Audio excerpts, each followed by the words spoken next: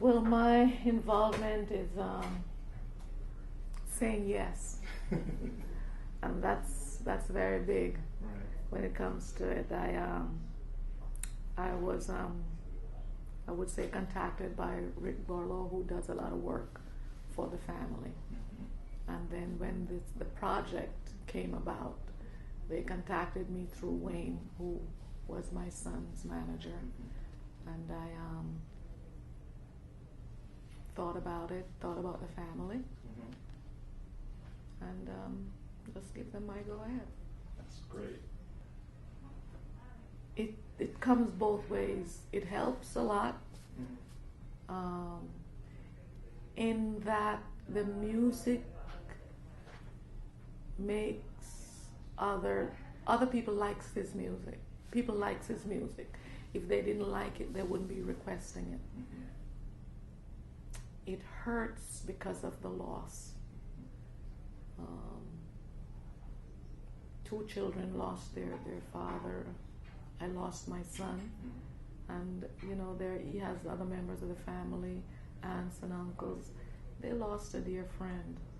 But for me, coping with that without closure, it hurts even more, especially when the truth is just there staring you in the face and nothing is being done. So it hurts in that sense. But I gained solace from the friendship I had with my son, and for the love I will always maintain. Right. In the past 15 years ago, to me, rap was just noise. To this day, this morning, I listened to something someone played, and if you asked me what my son said, I couldn't tell you a word he said. And basically, that's what it is. I'm thrilled. I'm happy that someone respect and love his music, love his work, and I'm doing this, yes, to maybe to solidify his legacy, to keep it going for the family. I'm doing honestly this for the family. Nice. Or were you surprised? Like, wow. The story he tells, taking out all the profanities and, the negative, words that he used. He told a beautiful story. He's a storyteller. And the way he put it together, I have to say, as a teacher, he was a great writer, a wonderful poet. I remember certain things he said, and I would correct him as far as English is concerned. I think in Juicy he said, "Do something for my baby girl ear." And I said, "No, it's not your baby girl, it's baby girls." I said, "It's too late now. Can't be done. It's out there." But there, I would correct him with his English. But other than that, I had no choice. Once I had to listen to all his music, all of his music, and I forced myself, and I cried like a baby.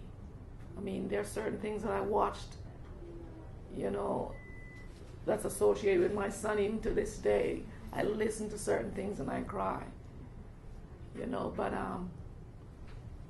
as a mother, I felt good about him, and it has nothing to do with a mother's love. It has to do with respect for life. I was there 9 days after he passed away. When my son was Biggie, I visited him at his home, sometimes on holidays and weekends, and I didn't see him as you see him. I saw my son as, he's my son. He was Christopher. I went there to cook for him. I went there to make sure his house was clean. make sure he was healthy. You know, he was Christopher. So when he passed away, you know, I never knew he was that person. I never knew he wasn't that artist, that star, that celebrity. I never saw him as that. Wow. Did you ever see Chris's acting, like on Martin or anything like that? That's my favorite episode. I never knew he did it. It was on a Saturday night, I think maybe 8, 9 o'clock. He was going somewhere and he called me. He says, "Mom, please turn the TV to channel 5. I said, "Why?" He said, "Please, Mom, please. I'll talk to you later."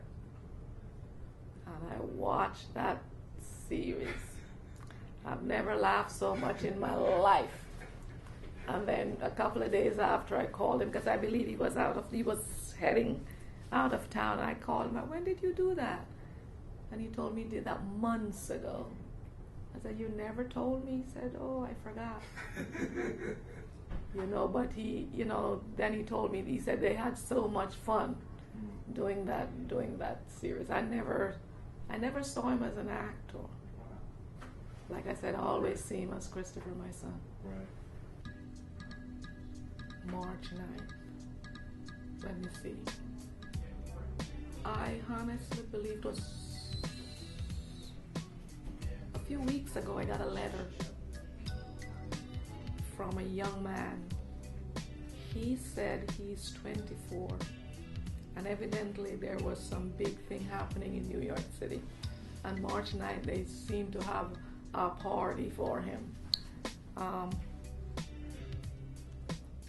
And he wrote me such a beautiful, encouraging letter that he knew I do not celebrate birthdays. He knew I don't celebrate the memorial of my son's death, but he just wanted to let me know the impact my son had on his life.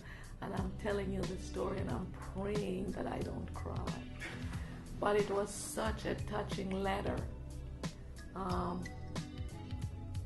I felt I had to write him. In fact, he said he told me how he got my address. And 2 weeks ago, I wrote back to him and thanked him for the letter. Thanked him for responding to me, because he said he knew it is hard, because 15 years to him, it seems like it was yesterday, he got the news. That, and sometimes I felt that I just got the news. I saw an article on VH1 last week, and I missed a part of it, and the parts that I watched, I cried the whole time. And I never knew that it would affect me so much 15 years after, you know. But when I looked and I thought of my son, I thought of a dear friend, you know. Yes, he's my son. He was my friend. A nice young man. Nice young man. I'm sure he's done terrible things out there. Some of them I don't know. I might never, know.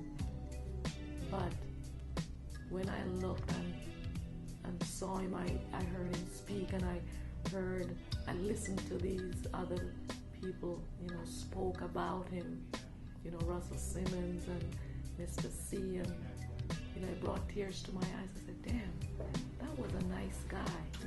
And he was. And to me, he is. I know for a fact I could never walk into a cemetery to put flowers or to go clean it around, or I know I couldn't do that. And it was a decision that I made when I went to California to identify his body. I knew for a fact he's gonna be cremated. And I believe that's what he would have wanted to.